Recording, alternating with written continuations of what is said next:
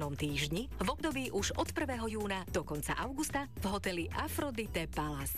A teraz pozor, zľavy do výšky 20% pre všetkých našich klientov alebo 2 deti do 12 rokov pobyt s polpenziou zdarma. Tešíme sa na vás. Viac na www.spa.sk. Poznáte zážitkový areál Medolandia v Dolnej Krupej?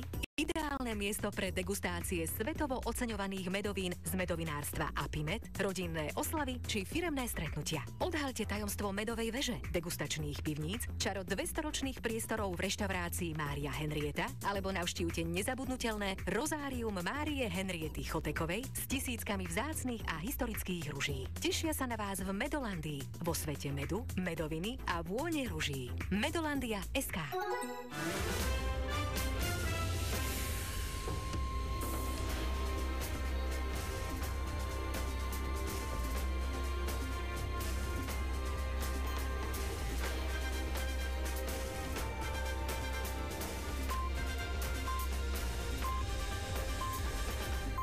Bolo 11 hodín.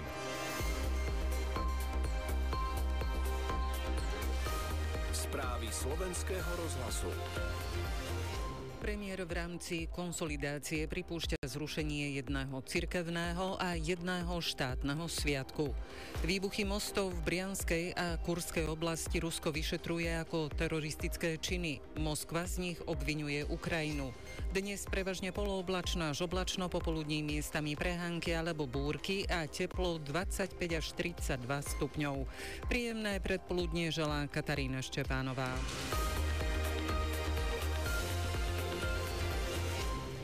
Predseda vlády Robert Fico si vie predstaviť, že by sa v rámci konsolidácie štátneho rozpočtu a v prípade úpravy transakčnej dane zrušili 2 štátne sviatky.